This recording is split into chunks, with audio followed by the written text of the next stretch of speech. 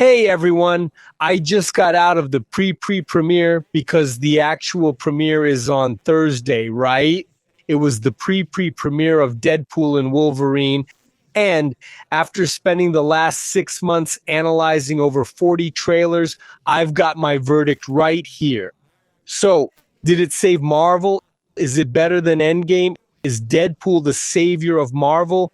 Let's jump straight into my analysis, but first, while I take a sip of my coffee, drop a comment below. So, have you seen the movie yet? When are you planning to watch it? What are your expectations? While you're doing that, I'll take a sip and then we'll get started. All right, folks, here we go. Deadpool and Wolverine arrives nearly a decade after test footage for a potential Deadpool movie leaked online in 2014. This leak transformed the chatty mercenary from a niche Marvel character into a cultural icon.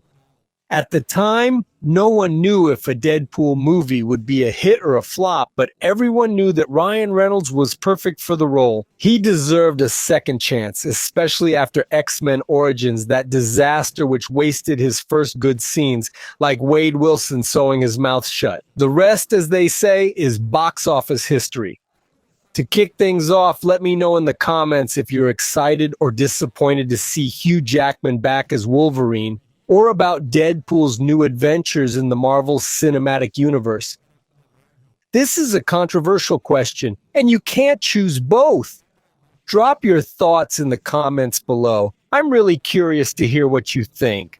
Don't forget to like and share this video link in your WhatsApp and Telegram groups so your friends can stay up to date on this topic. Deal? Thanks! Now let's continue.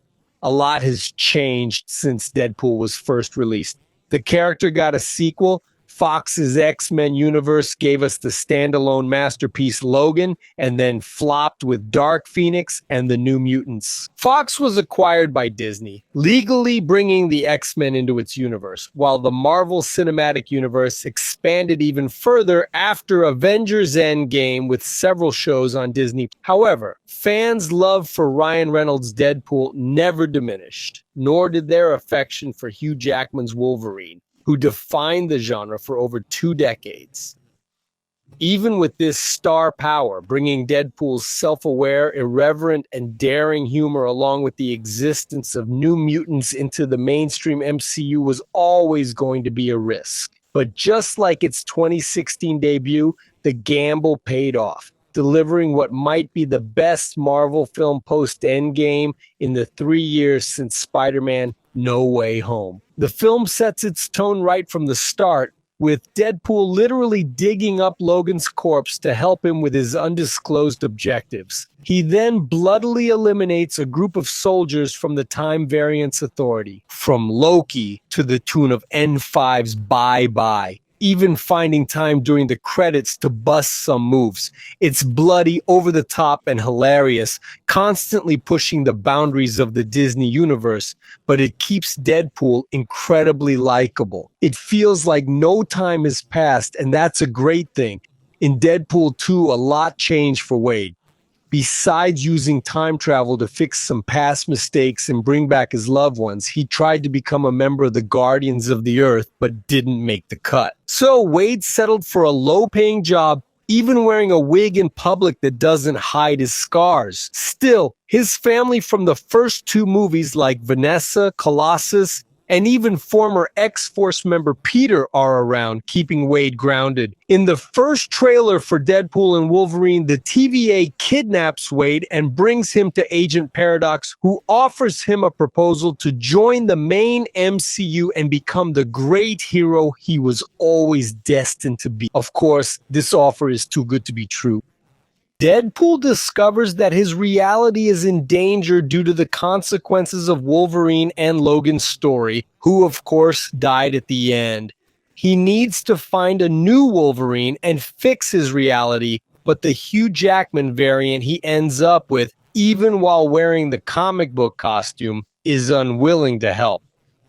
Worse yet, further investigations reveal that this Wolverine is a jerk across the entire multiverse, with regrets as massive as his alcohol consumption. Circumstances force the duo to team up with the TVA, and soon enough, they encounter the psychotic mutant Cassandra Nova, who rules over the territory in Loki's void dimension with strict psychic control. She's quite a sensation. For those who don't know, she's Professor Xavier's sister. This place is home to many familiar moments from Marvel's past.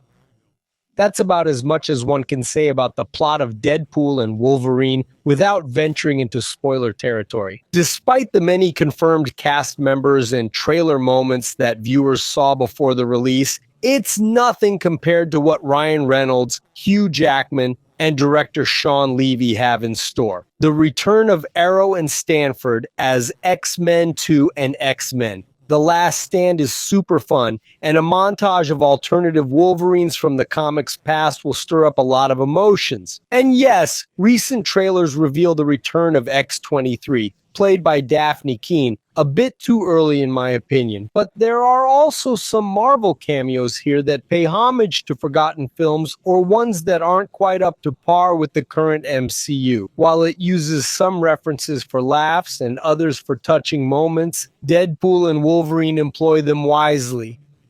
It helps that the main draw of the film, seeing Ryan Reynolds and Hugh Jackman together in their iconic costumes, works just as well as advertised. For years, the duo traded jabs on social media and in interviews, and this playful banter translates brilliantly to their big screen adventures. Ryan Reynolds' rapid-fire delivery is sharper than ever, yet he still finds moments between quips to show Wade's softer side and love for his family. Jackman, however, rarely takes full advantage of playing a more world-weary and bitter Wolverine, a man who's failed in his own universe and remains haunted by guilt. While not as emotionally powerful as his performance in Logan, Jackman still delivers a fun and impactful portrayal, complete with heavy drinking, bloody claw slashing, and colorful profanity. This is especially evident during a monologue where he tears into Wade for being a constant pain in the ass, a rant that's both brutally honest and hilarious. Of course, the R rating means that Deadpool and Wolverine can be more uninhibited in their actions and language. The action scenes are daring, at least in terms of being bloodier and more prone to low blows than anything Marvel fans have seen since the Netflix Daredevil era. It's a far cry from the typical Marvel fare we've grown accustomed to. While the action scenes themselves aren't groundbreaking, they focus more on gory exaggeration rather than pushing the boundaries of Marvel's fight choreography. However, this bloody approach certainly makes the film stand out compared to previous MCU entries, especially when the cameos start piling up and take center stage in key fights. And honestly, it's just fun to watch Deadpool and Wolverine go at it without holding back. Similarly, the film tackles the classic Marvel problem of sidelining villains in favor of the heroes. Deadpool and Wolverine crack jokes about Paradox and Cassandra Nova being British villains, and there's even a scene where Wade dismisses Paradox's plan as stuffing. Despite Cassandra's psychic powers creating some disturbing visuals and a rather twisted death scene, she mainly serves to throw henchmen and obstacles in Wade and Logan's path. It's a bit disappointing that even with everyone returning, scenes featuring Deadpool's original supporting cast are limited, except for Peter, who surprisingly plays a significant role later in the story. Still, this barely scratches the surface of the franchise's unique brand of humor.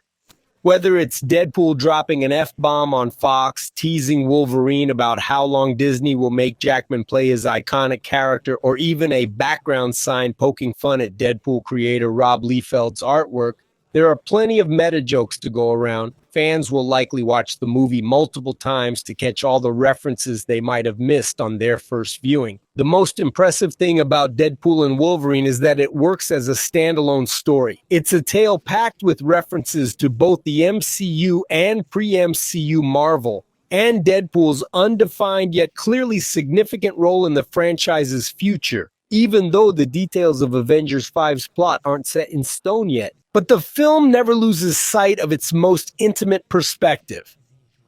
Director Levi, who assured fans that watching the film wouldn't require any homework, keeps Deadpool's objectives incredibly straightforward, focusing on his personal goals and the people he's fighting for. In other words, it's a character-driven story like the early MCU films that just happens to throw in fan service every few minutes. For longtime fans of Marvel, the X-Men, and Deadpool and Wolverine delivers on many expectations.